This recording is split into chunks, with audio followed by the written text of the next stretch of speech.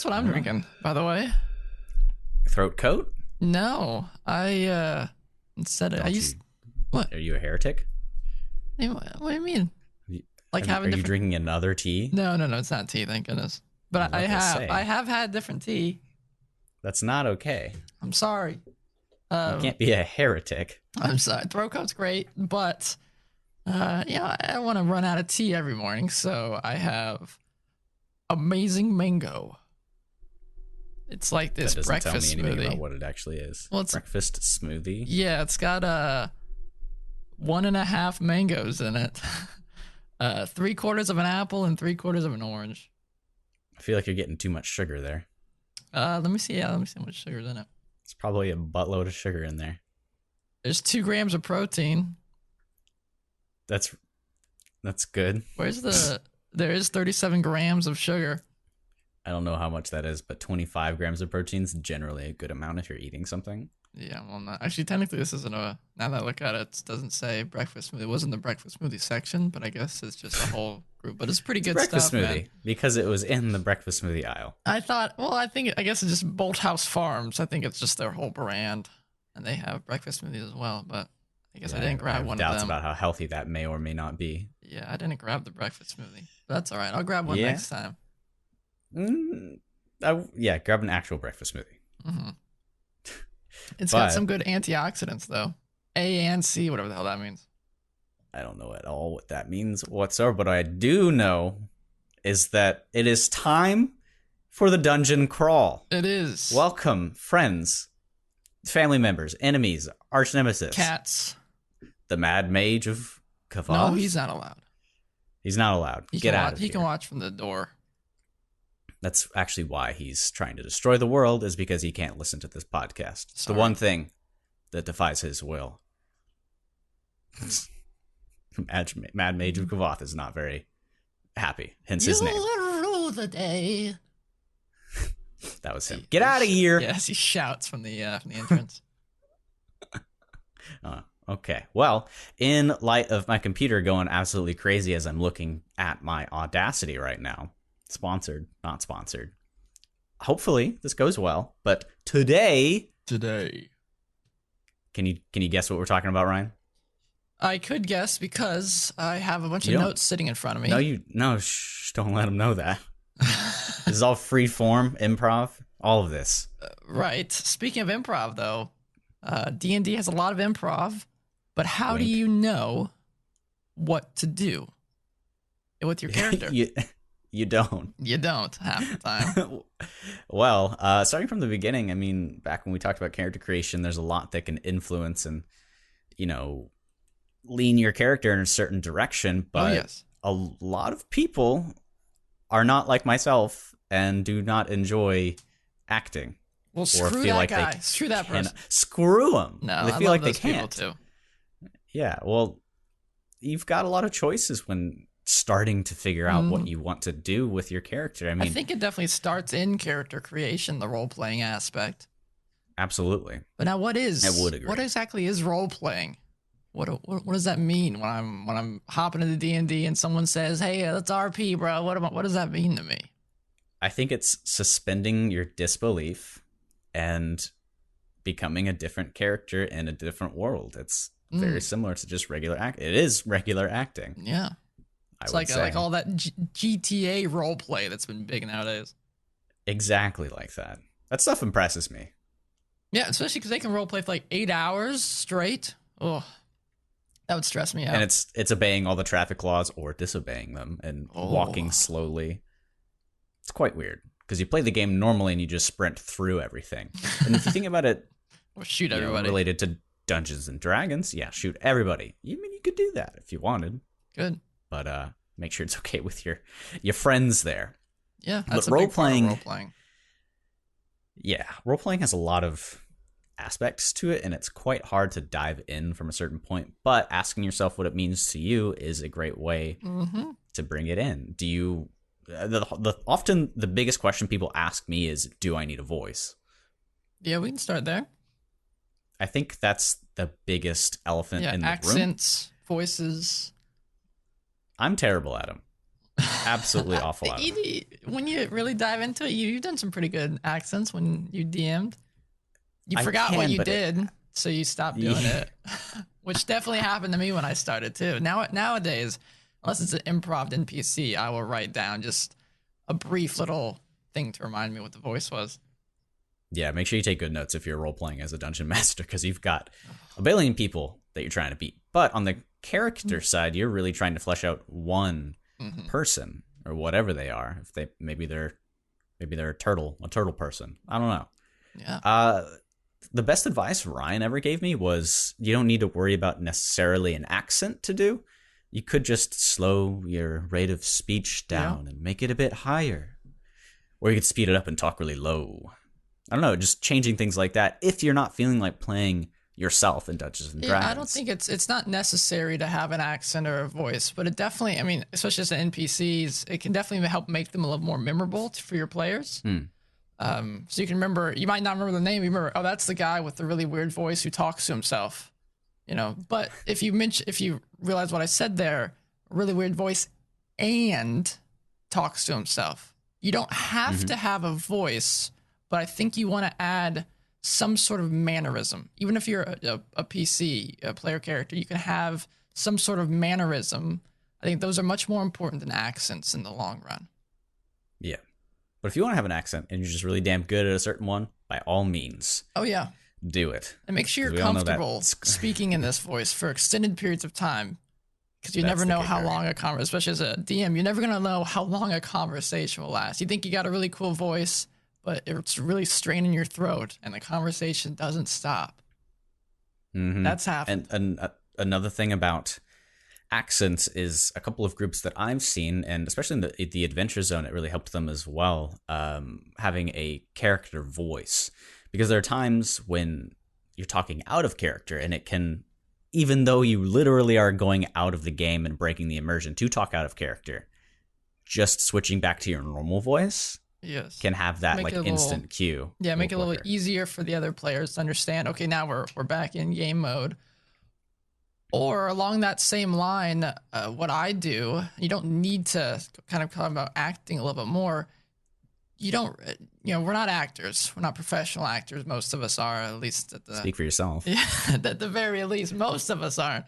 But I know people see like Critical Role or something where they're all, famous voice actors. And it's like, I want to do that, but I can't. I don't think you need to. Kind of what you were saying there, just hopping into certain mannerisms, or what I've tended to do, it's helped me the most, has been to kind of embody the character. And I didn't realize I started doing this until one of our other players mentioned that I switched from a small squire boy who was kind of, a mousy little dude, and then to a kind of a big badass knight guy. It's kind of an evil dude. JD, watch the microphone, dude. And I just changed the way my body was positioned. It was a small little, all scrunched up, and then kind of, squared out my shoulders and made myself look a little bigger, just so I could feel myself hopping into different people. So it doesn't really feel like you're yourself anymore. Yeah, that's really great advice, especially in any form of acting. I lately have really been thinking that I don't want to do live action role play, but I feel like standing up and playing D&D could be pretty fun. Yeah. I do that actually sometimes. Doing certain movements. Yeah, you do. You get up from your chair and everybody's like, "What's happening?" Like I can't tell because I'm in a screen. But yeah, but in the last campaign, you probably remember we had and those of you who've done Curse of Strahd, there's a really cool moment, and we went a little bit different with it, but a really cool moment when the party is invited to the castle to have dinner with the vampire. And we had some really cool RP moments. At the time, that was my favorite role playing that I've ever done. It was really fun. Yeah, I'd just start snapping at the other players. I'm trying to talk to one specific guy, and they all go, "What the heck's going on?" I would stand up and kind of get in some of their faces a little bit more. It can help change the tone as well if you're as a DM. I think going back to acting, if you're a big role player and if you're a DM and you want your players to be big role players, but they're not that type of player, they're not a big actor, then I think you need to be the example. You need to show them, this is the type of stuff I'm going to be doing. start, you be the weird guy first, so they're okay being a little weirder as well. That's honestly the best advice you could have in any production or thing that you're performing in with somebody else. And it can extend to anything in the world that takes multitudes of people coming together to create one thing, but specifically in acting, the largest thing that makes it a billion times better is if there's energy and it's being bounced back and forth, give and equal take, and opposite reactions. If you're at a 10 and your partner's at a 10 and it's warranted, it's amazing. But boom, it's really easy to send somebody like an 8 worth of energy and they take it and absorb it and give you back like a 5. And you're like, bruh. Come on. Give me something to work with. So we were in that dinner moment and my character, this was like smack in the middle of me absolutely loving the Adventure Zone. And of course, like everybody, I love me some Taco. So my character was kind of like Taco, really self-absorbed in a sense. The voice was kind of similar, but he dropped in a lot. And we're at this dinner with this fucking vampire dude. Excuse my language. That's all right. This is an explicit podcast. Explicit, so it's fine. I had to scare for a little bit. But my character's like, oh, hell yeah, we're here. About to talk to a vampire. And none of the attention was on him, and he was kind of upset. So it was really funny. And because Ryan was so into it, and because he'd built this moment up so greatly with this all-imposing vampire that's like, yes, come have dinner with me. And yes. We get there, and I'm just like, why is he talking to the barbarian? I'm much cooler than a barbarian. What's going on? And I spoke at one point, like genuinely wanting to talk with the guy through my character, and he goes, I'm talking to this person right now. Stop. I don't wish and I was to like, speak with you. I was beside myself. So sometimes if you just get into the moment enough, the acting turns into living. Yeah, just genuine experience. And especially the longer you play a certain character, of course, the easier that'll be. Sorry, DM, because you got to play new characters all the time, so it might be a bit tougher for you there. You get a recurring guy, which I'll get into the NPC stuff a little bit later, but yeah, there are some that you need to put a little more thought into because there's a possibility they're going to be around a lot more. Yeah, we came up to another character in a session we had yesterday that Ryan really loves portraying, and you could tell the moment he spoke as her that he was like, yes. Yeah, she's fun to play, man. The happy-go-lucky little girl in a scary world, doesn't really understand everything quite yet. Yeah, and she wants a crazy warlock dude's trying to kill her, or whatever he is. Yeah, it's a real good time. But the biggest takeaway, and there's a lot more we could talk about in trying to formulate what you're wanting to roleplay as, but the biggest thing is just throw all worries out that window over there, open it up, toss it out, and just go with it. It can be pick something weird. Because you don't, I mean, especially if you're playing with people that you've just met we talked about session 1 last time, you're playing with people you've never met before, and you're expected to, or you feel like you should be acting and diving into this cool world, but you don't feel weird stepping out of your comfort zone a little bit. Mm-hmm. I know I felt that a lot when I was like first starting to get into theater. Yeah. You'd be in auditions, and one of the characters would obviously be the comic relief, and you should be all over the place, crazy loud, have an interesting voice, but you do it, and then nobody else does it, and you're just kind of like, I guess I'm not going to do it. I'm going to be quiet down because my social anxiety. But just imagine if you did do it. Yeah, you'd stand out. Yeah. Mm-hmm. And in the D&D world, if you do it, then 9 times out of 10, the guy across from you is probably going to start doing it. That's why I say if the DM is doing that type of stuff, then your players will probably want to do it too. At least they'll feel more comfortable to start heading in that direction, which I think is a good start. Yeah, DMs, I think you're the one who can set the precedent. Because if another player does it, the other players might kind of ostracize them. Hopefully not. But if the DM's doing it and getting super into the role-playing, and you kind of try to dig out that little gem of a character in your players, oh yeah, I think you'll go far. And again, kind of going along with the you don't really need an accent, just kind of slowing down your speech and stuff, kind of getting into embodying the character. You can also, and I do this quite a bit now as well, I will also just do the actions of what the NPC is doing. Like if they're at a potion shop, they're mixing their potions, or they're nursing a wound that they just got from a potion that spilled on them, to just help you feel like you're in that role, in that character. And it even gives your players something to bounce off of as well. If they see, he just burned himself, do I want to help him, or what's going on? What just happened? What did he just burn himself on? Well, we had interacted with that potion seller before. And prior, we had bought all of his health potions. Yes. And he seemed kind of upset about it. And I get it, because you want to be able to help people that come in and giving them potions. Yeah, but we come back after a few months, or however long it had been. And the first thing I say to him is, okay, so I'd like to buy all of your potions. He goes, wait, hold on. I was like, well, just give your characters a thing to really care about. Something that can prompt you getting emotional about it. I mean, say you're watching an anime or Attack on Titan or something, and a character dies, you get pretty upset, right? Yeah. So tears. This potion seller's like, yeah, exactly. This potion seller's thinking, I want to be able to help everybody. I want to give health potions to people, but they take a little bit to make. And if these guys keep coming in and buying all my stuff, I can't do that. So I was very surprised that he was not as happy to receive the gold as he was. He also wanted to show off. He had made some new potions that he wanted you guys to check out. Hell yeah. The spider climb one. What he just said, what Braxton just mentioned, I think is one of the most important aspects of making a player character or making an NPC, just role-playing in general, is you need to have motivation. Something that they care about. Because that'll make or break how your character interacts with the world. If you understand why they do the things that they do, then you'll be able to play them a heck of a lot better.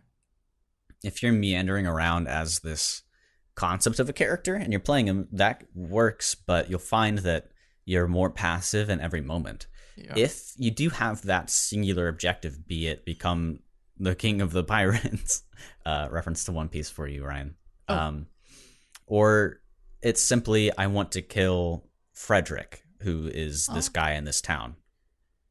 And you get to the town, and everybody you're speaking to, your objective is to try to get some information about Frederick, because you want to kill him. So every time you enter an interaction, precisely, every time you get into a conversation, you've got a way that your character wants to steer it. So creating that backstory is very important for an engaging session or an engaging player character or an NPC. Yeah, going along those lines as an NPC or even as a monster. Speaking of, we've brought this up quite a bit, but in the mines of where these mind flayers were, that we mentioned in a couple podcasts ago, there was some thing that these mind flayers, at least the players assumed that the mind flayers had kind of created this slime creature that seemed to kind of be going around and was sucking up people and becoming them and consuming their memories. They'd controlled most of this village when the party had arrived. And the monster, their whole plan, their whole motivation was to learn who these people are, to see if they were worth consuming their memories. They would kind of poke into people's brains, and I would roll for them behind the screen. These guys had no idea what was going on. Was poking into their heads to see if they had the wherewithal, things that would make sense for this creature to consume. And some of the party was quite interested, or some of the were quite interesting to this creature. So it kind of focused on them, trying to learn who they were. Yeah, it was a fun time. I almost died. Yeah. So and we'll dive into monsters and their motivations in later episodes, specific aspirations, monsters. Who do they love? Yeah. But just in a broad sense, find motivations for these monsters. And I think it'll make more sense to the players why this is happening and give them, especially if it's a big villain, it'll give them something to hate. Yeah. And as things go on, you'll notice that you may start developing objectives for your character, whether you intended to or not, as the campaign goes on, if your DM is doing their job and trying to pull you in with certain tidbits. So there's that as well. You don't have to worry about making an entire array of wants and desires for your character. Just starting off with a few simple ones can even do it for you. My characters that I've played so far are twin brothers. And the first time I played one of these two lovely people, oh yeah, you can tell I like the Adventure Zone even more now because my first two characters were based off of Taco, kind of Loop. Yeah, we'll talk about that later. But they both want to find each other, and that was their biggest desire. So every time they interact with somebody, just like I said before, it was geared towards finding out information for that. So motivations are the biggest thing for this. The biggest. I would say, though, leaving motivations behind, the most interesting part of any character for me, at the very least, is their flaws. If you think of all the movies and books that you've read and watched, if it weren't for these characters' flaws and their shortcomings, then the adventure would have been done, in the first 10 pages, 10 minutes or so. Because of their flaws, it makes for an interesting story. It can make a character and also break a character in the best ways. Yeah, and this leads into what kind of a player you are in Dungeons and Dragons or just role-playing games in general. I believe we mentioned that I like to be an instigator, so Fly I tend to give my characters is they're hopelessly curious and will go after the smallest lead. So that begins to characterize my little role-playing thing as, the kind of the troublemaker that dives into things that they shouldn't do. Yeah. So flaws are huge and they can motivate Carrion. everything. Curious Carrion has not died yet, nor has he been down. The entire party has, and he has not. I'm going to be very upset if that ever happens. But continuing on that, don't feel bad as a player character. Don't feel bad for playing up these flaws because it can make for very interesting stories. Like, for example, Braxton's character, Carrion, is very curious and will often get his nose in things that, where it doesn't belong. We have another character who is just kind of an asshole to people, and she plays up the assholery and oh my god, lots of situations that probably won't end well for her, but that's who they've never ended well. Person is. Yeah, it doesn't usually end well. No, I don't even know if she's necessarily an asshole. She's kind of an asshole. She's at least an asshole to certain people. It's kind of crazy. She plays it up, and she doesn't shy away from doing that, which I'm happy about. The funny thing is, though, this is somebody that we've met off of Reddit, was it? It was off of Discord, yeah, kind of. Discord. Yeah. So I don't know her like a ton outside of Dungeons and Dragons. I do because we talk on Discord and we watch Ryan's stream quite a bit. But the most I interact with her is when she's being an asshole. So I'm like, the first few sessions, like, is she just like this? Because I'm not used to people role playing their characters, but she really does. And she goes, no, that's just what Briss would do right now. It's the name of her character. But can you give an example of something that she does?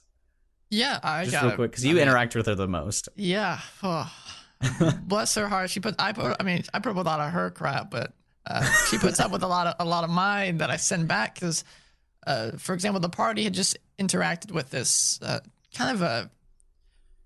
it was this kid who all of his family had been killed by orcs, and he's now kind of placed on the throne himself, and he's trying to, play up. He's trying to be the baron of this area, but he's still new at it. And Briss isn't very good with noble people, so she would kind of say a couple of rude things here and there to him, and not just. Most nobles expect a little sense of, my lord. She mentioned his dead father. Yes. And said something rather mean about it. And he just flat out said, get out, you're no longer a part of my knights. Yeah, he took her off the night crew, and it was a whole thing. He was pretty snappy with her. Probably rightfully so, at least in his mind. But it kind of worked out in the end. I mean, it was interesting nonetheless. And we're right now going through a really interesting arc with the party. We're all kind of snippy-snappy with each other. I'm getting a little worried about it. Well, that comes up, don't feel bad for playing up your flaws. It can make for very interesting storylines and interesting NPC interactions, especially if just two characters or two NPCs just don't mesh well with certain flaws. It can make for very interesting conversations. Yeah. Though it can get kind of worrisome if your flaw leads you to want to murder one of your party members. Yeah. That's usually not something you want to do. Yeah, so be careful with stuff like that. Definitely do try to mesh it well with your party.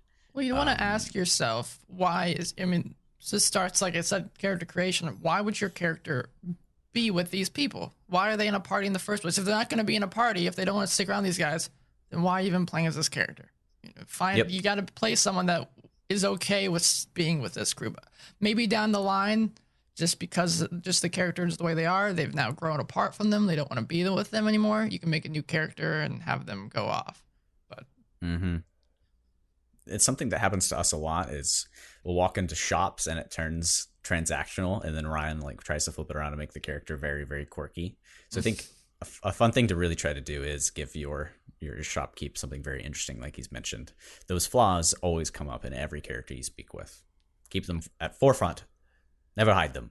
You don't have to have a super quirky character for every single. I know it can be tough as a DM. You want to make every NPC memorable, but think about all the people you meet on a daily basis. How many of them are super quirky, memorable? Not often, maybe every now and again. That should be how it is in D&D. Unless maybe you're going to a specific shop that you know is going to have a weird guy, make that person a little crazier. But I think overall, it doesn't need to be super crazy all the time.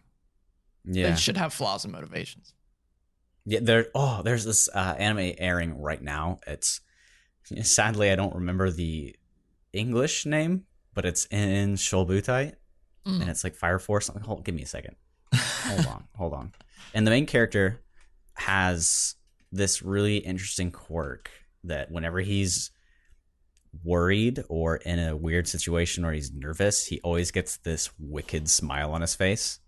And people call him the devil because he constantly looks like he's doing something sinister.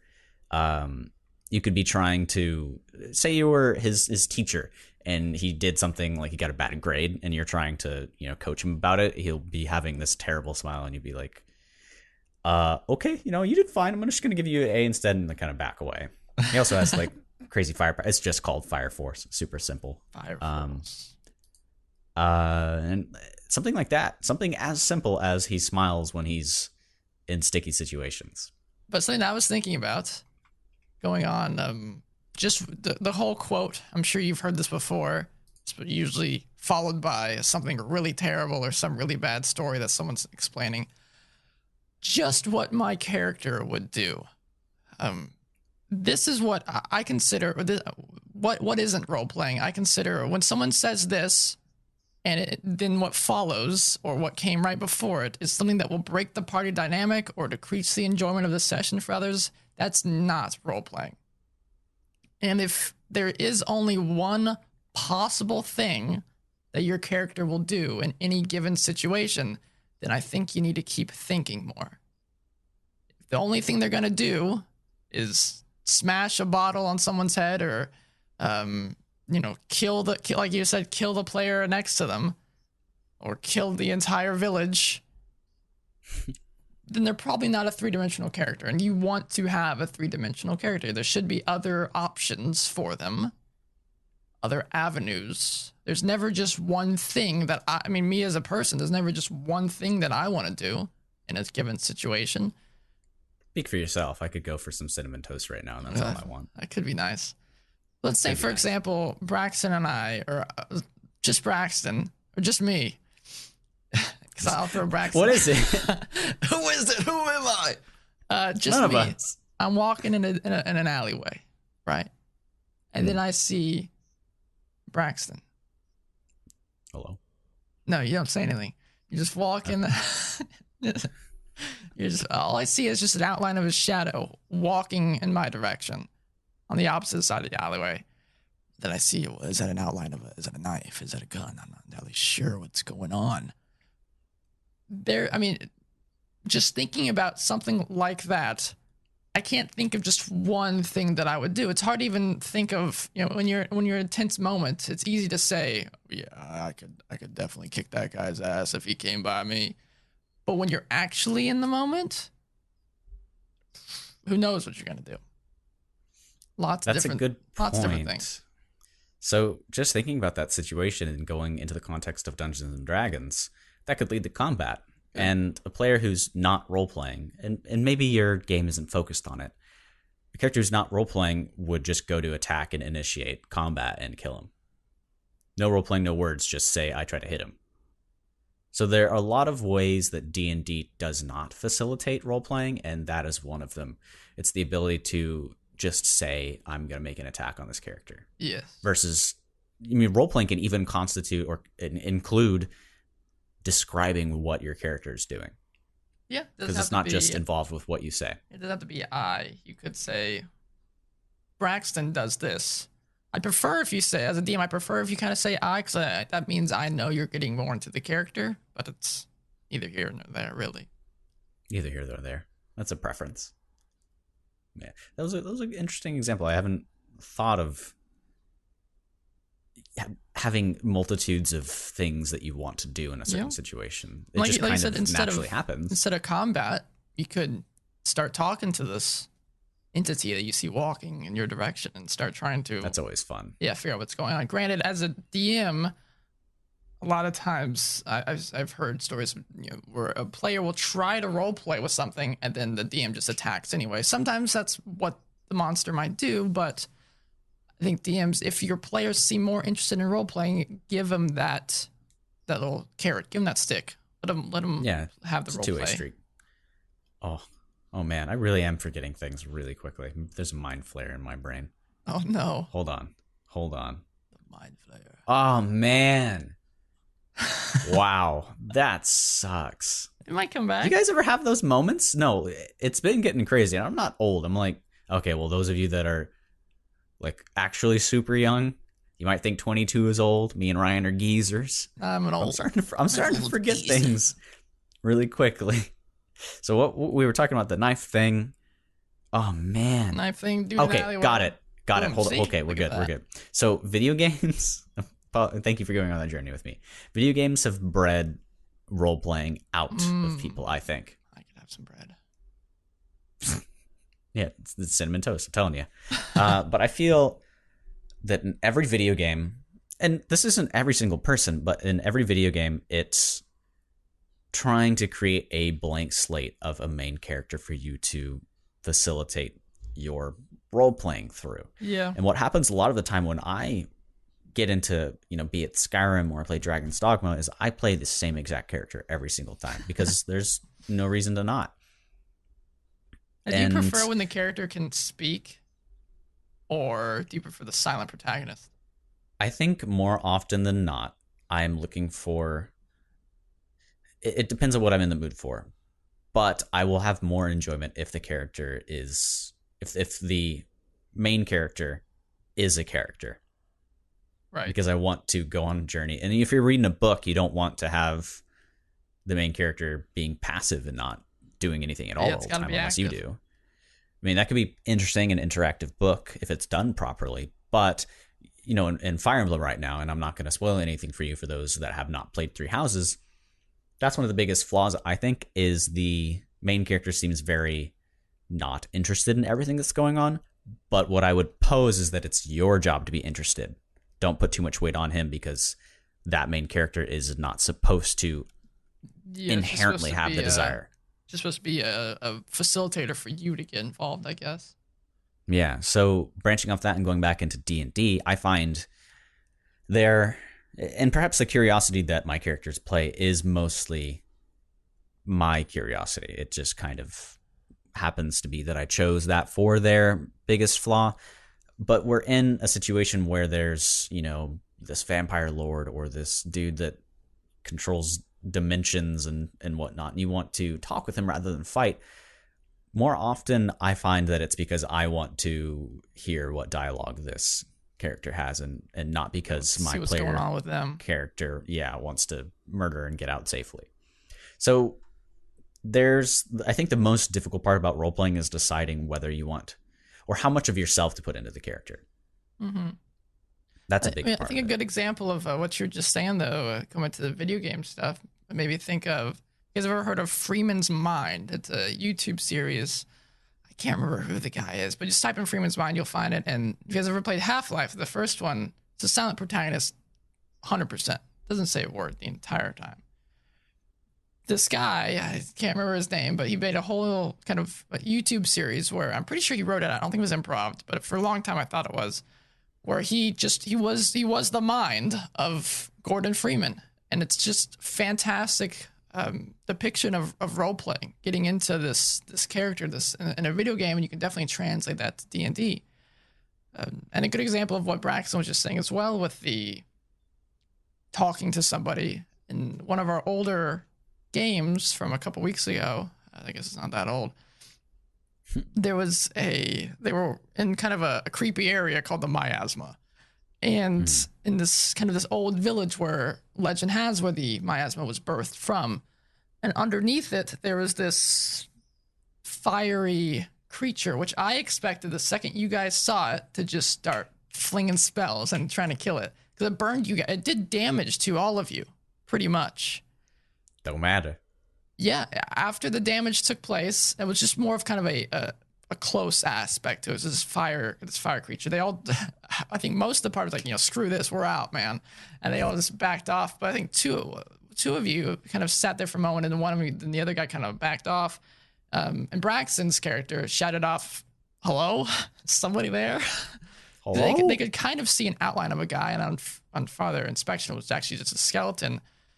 But they had a pretty good conversation between this fire being and Braxton's character, instead of just going pure to combat. They got some pretty cool information from it. Those are my favorite things. Love doing that. Yeah, conversation. And if my party were to have attacked it and ruined that moment, my character would be pretty upset. Yeah, it was a good moment. I have a desire to figure out and understand things, and if combat comes in the way of that desire, that lets my character get upset. There's those flaws and desires interacting with each other. But that was probably one of my favorite moments in our little sessions that we've had. Yeah, it was quite nice. We were both in the zone, I think. Yeah, and everybody, I think one of our players had said that they almost teared up. I don't remember. And I think it's going off of that. I've had one of my players ask me, or not even ask, just kind of say they wanted to bring something up, but they didn't want to have too much. They didn't want to steal the session. They don't want to have too much of a character mode. They don't want to be in the spotlight for that long. They don't want to turn it away from everybody else. I think that's okay in certain instances like that. It was just me and Braxton for about, 5 to 10 minutes. And as far as I could tell, everyone else seemed pretty engaged. Even though they weren't actively in the conversation, they were listening, and they were actually curious to see what was going on.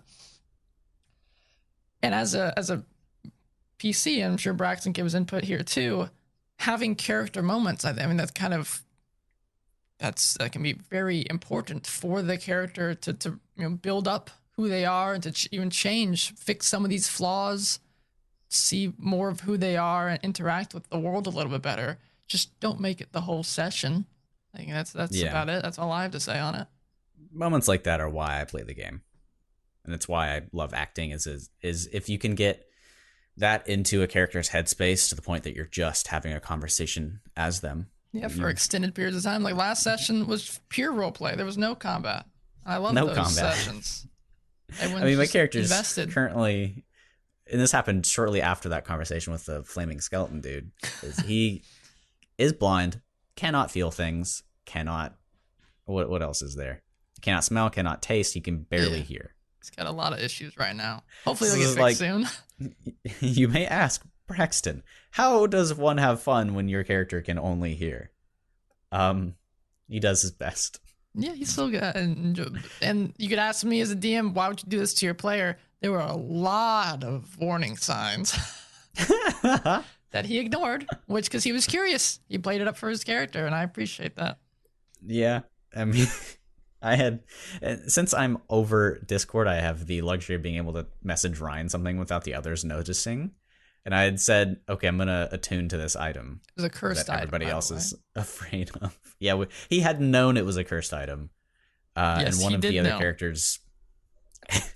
one of the other characters had been seeing some sort of burning, flaming man. And now that I think about it, it might be connected. I don't know.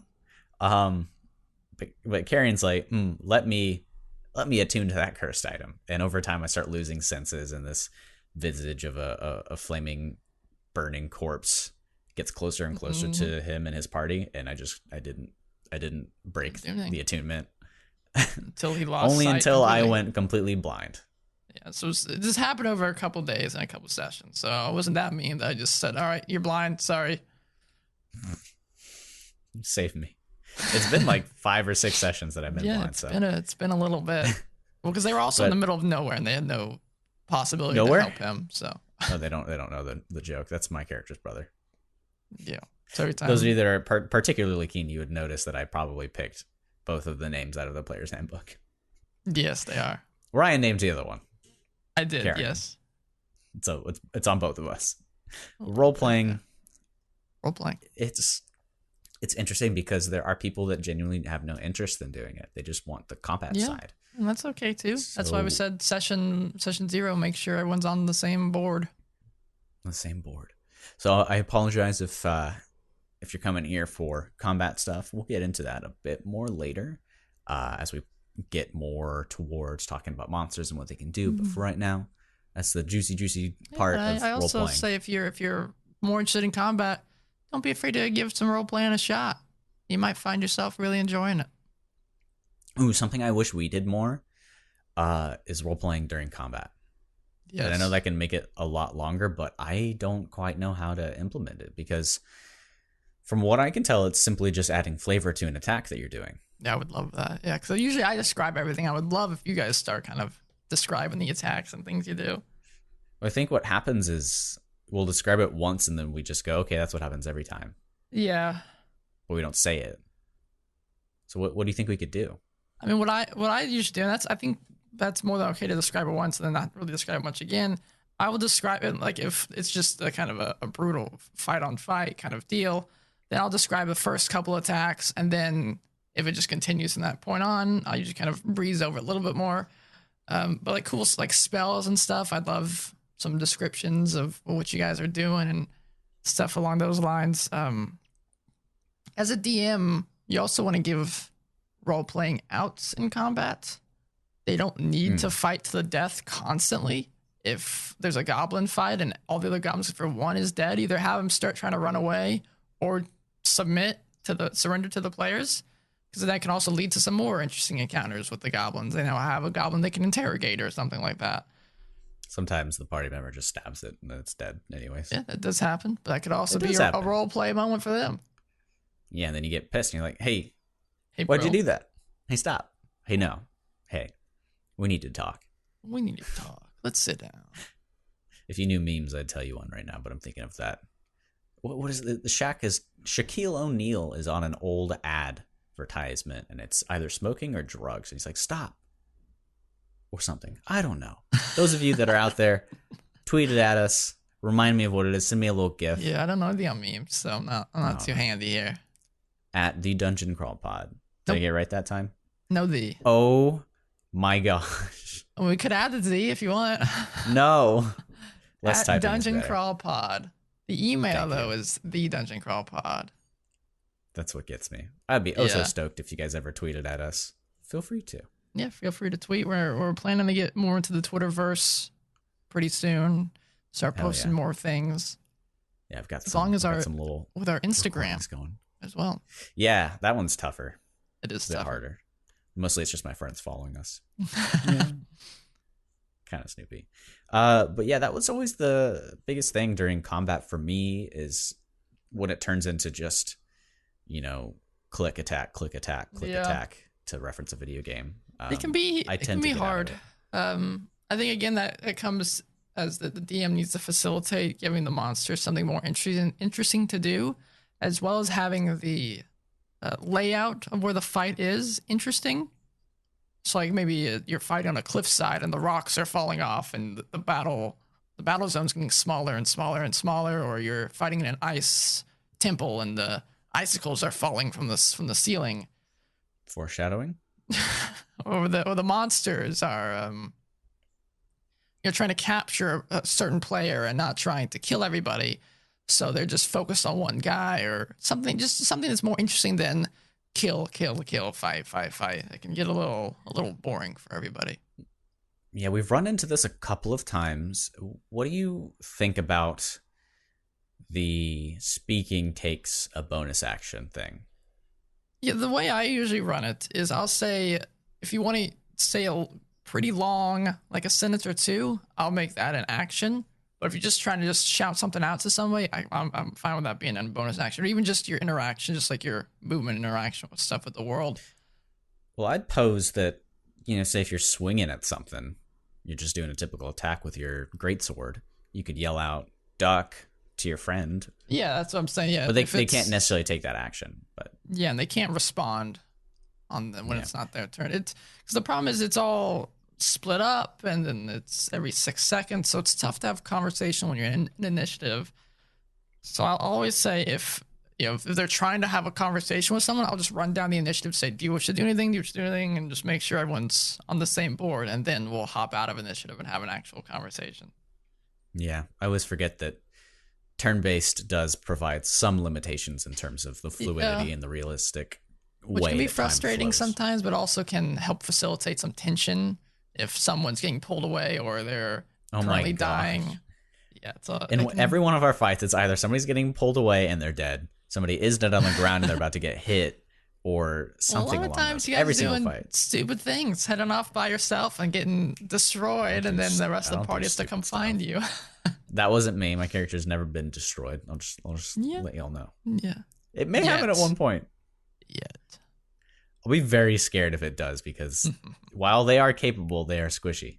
I think that also that's probably a good final point here is, if you get into your character and role play them well and enjoy who they are, if they go down, it can create for some very tense. And we've had, in at least the last campaign, we've had some tears, we've had some sad moments. Luckily, I've yet to, knock on wood, had any permanent deaths. There have been ways out so far, not necessarily that I gave them, but they were able to find ways out. A couple of them were ass pulls on our end. You're like, okay, I didn't know you had that. But it'll probably happen at some point. It's not really inevitable, but it's definitely a possibility. And I think that while a lot of DMs will try to pull away from stuff like that, I think it can be really, really good for a party to experience something like that. Ooh, something I want to bring up again is how much music gets me into the session. And we'll have a whole maybe half session. We might split up like a podcast talking about music and something else. Yeah, I don't know if it would take a lot of effort, because I'm sure we'd want to use music, and there's a whole bunch of legal stuff with that. Some big stuff out there for music.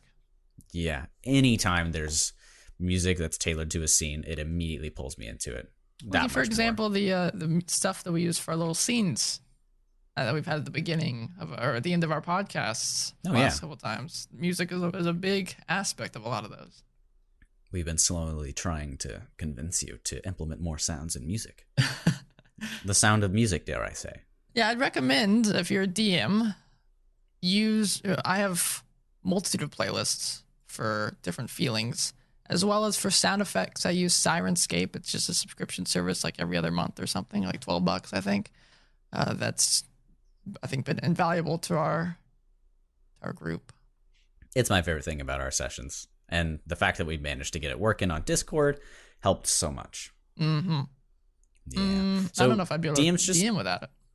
Yeah, it would be tough for sure. But DMs, make sure you're keeping an eye on your other players and being able to tell if they're engaged or not. And then always giving them another reason, like entreat one of their flaws or speak to one of their objectives to pull them back in. Those are ways that you can make sure that everybody's doing their part in role-playing. Bring them their backstory. It's a good way to make a character or a player, even just a player, care about the world and their character, is to bring in stuff that they've written into the world, because then it makes them feel like they're a part of it now. That if it's not just me, doing crazy stuff, writing a whole bunch of crap, it's them also including their own thoughts and feelings into the world. Yeah, something I might try to enforce as I begin to DM more often is not making my players, but saying, hey, if you make at least one person that is alive in this world, or that your character has interacted with and kind of cares about or knows of, Just write them in your backstory. Because the moment you mention that character, they're like, oh, this character's history is a tangible thing that exists in this world. Huh. And they'll get a lot more into it. Perfect. So, speaking of role-playing, or setting a scene, is it time? It's always time for you to roll that dice. Oh, I hate how it rolls as soon as you open it. I don't like that number. For those of you who are new here, what we do is we roll 2 D100s on this roll sheet made by _Crimson on D&D Behind the Screen Reddit page. And we make up a unique object or entity that we pull off of it. If you guys have any roll tables you'd like us to check out, please tweet at us at Dungeon Crawl Pod. Hell yeah. Also, if any of you knows how to fix micro stuttering on Windows 10, hit me up. Hopefully by the time people start hearing this, hopefully he'll fix it. But hopefully. Yeah, I'll do a clean install Windows 10. But rolling the dice, what do we get? 79. Ooh, a big old number there. 79 is a painting. Okay. Do you ever read those books where the guy could go into paintings? You mean Dark Souls? No. I think it was Artemis Fowl. I have no idea. You read much more than I do. All right, what's the second one for you? Those video games. You could, yeah. I'm nervous. Painting could be very, very boring or interesting. 75. Ooh, okay. So what kind of painting? It is a... Okay, we kind of had this one before, but let's see what you do. An unstable painting. No, I'm not. We're rolling that second number again. Okay, all right. How are we already doing this? All right. Okay, we're all right with this. I mean, say it.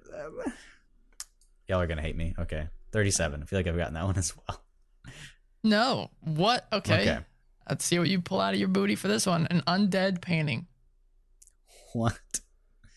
Oh, man. No, come on. Good luck, man. Undead painting. Well, there's the obvious that we could go with. Well, then go with it. Do it. Okay. You're in the keep of the vampire lord.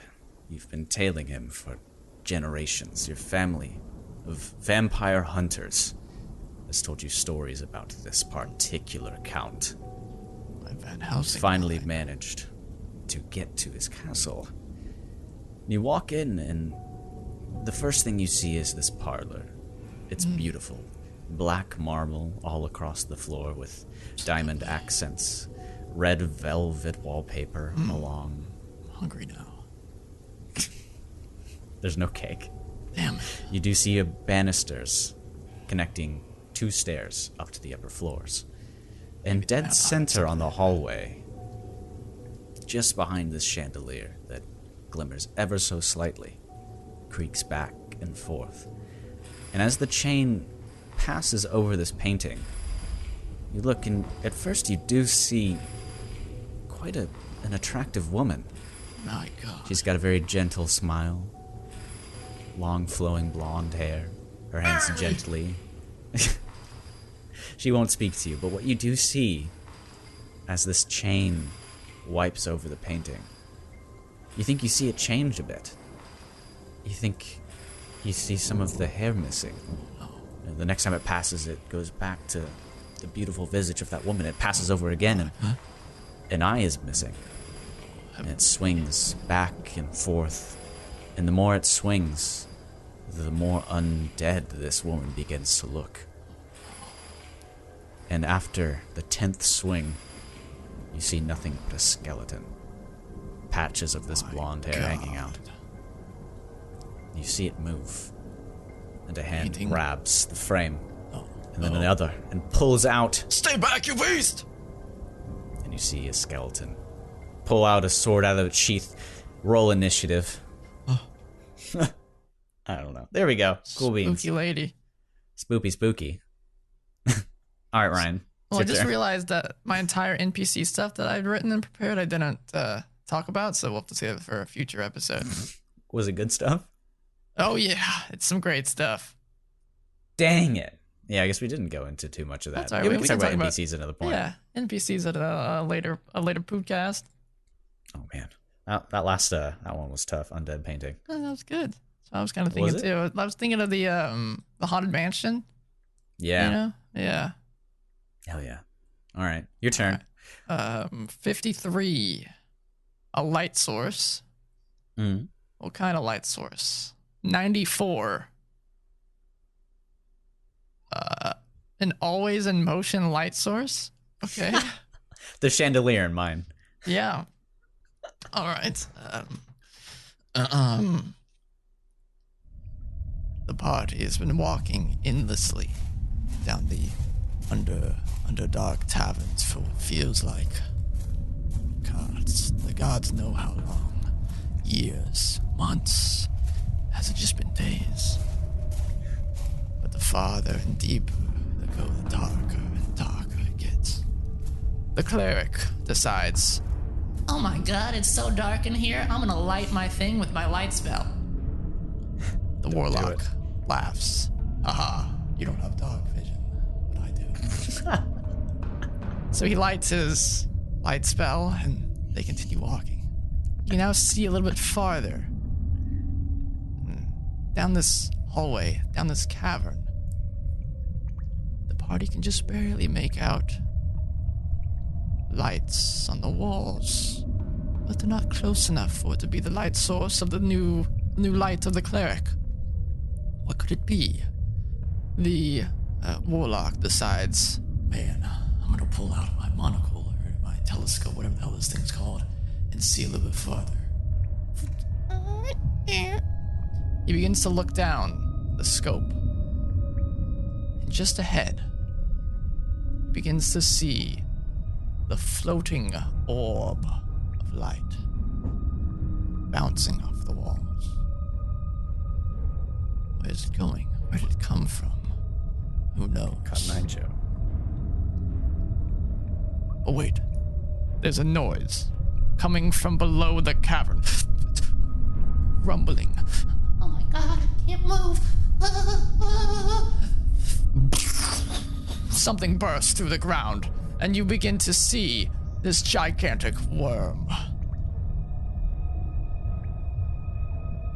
That's it. That's all I got. Roll initiative. Then you'd roll initiative, yeah. Or Dark you could talk with this Souls. gigantic worm. Does it talk? Only one way to find out. Hello? That's all it It takes. eats them. Doesn't talk. Be careful what you talk to. Yeah, some things just aren't smart enough to talk or don't want to talk. We should get a new little table here. New table. Yeah, Where table where? a new roll table. Oh, that's what he means. We should get an actual table, Ryan. Yeah, yes, 'cause like, we're but you're in Chicago. I'm over Yeah. here in Tejas. What will a new table help me? I don't know. We need a big table, one that reaches across the whole time. What other table? I guess, yeah, well, that'll be our goal for next time, is to find a new table to roll. I guess something along that. Not a table that connects Chicago and Texas, but there have been storms, There have been. like just a straight string across the U.S. that connects me and Ryan sometimes, and it feels special. Just Well, like it's freaky. it's like we're hanging out together all over again. We're experiencing the same storm, and just like in D&D, you all are experiencing the same shitstorm that your characters get themselves into. That your DM is rolling upon you. Hell yeah, your DM actually is out to kill all of you always. No, we're not. We love That's all what of they you. all say. That's what they all say. That's All right, what they friends. say as they're tearing your sheet away from you and laughing in your face maniacally. Killing your character. Yes. But as we come to the end here, let's see if I can get it right one more time. At Dungeon Crawl Pod. That's the Twitter, yeah. Hell And yeah. the Instagram. And the Instagram. Usually on the weekends, I'll probably post some interesting snippets from each episode. I've got some stocked up. Probably Make sure see you one today. fools, the Mad Mage of Kavath demands that you rate us 5 stars on iTunes. Or else you, he's gonna make you. With his mind powers. That's all he's gonna do. He's just gonna make me. Yep, pretty much. That's not that threatening. I mean, that's all we want. That's all he needs. Mad Mage of Kavath. Wouldn't the Mad Mage of Kavath not want them to rate us 5 stars? No, or is he he trying does. to get on our good side? Yeah, Marie's sitting at the doorway wanting to get into the podcast, but he's not allowed in quite yet. Hello? You guys in there? Get out. No one's here. Hello? Keep quiet. He doesn't know we're here. Turn the lights off. Turn the lights off. You got Brexton? Ryan? It's Mad Mage Kavoth? Man, he needs to get a shorter MMK? name. Yeah. No? Hello? No one's here. Ah, okay, I'll come back next time. Man, he bought it. What an idiot. Yeah, he's not the smartest guy. Not the smartest be if he was a tool in wizard. the shed. Yeah. All right, friends. Thanks He's for hanging the out biggest with tool, us. though. Oh, damn. Get it? Tools. Tool. Speaking of Tool, new album that I haven't listened to.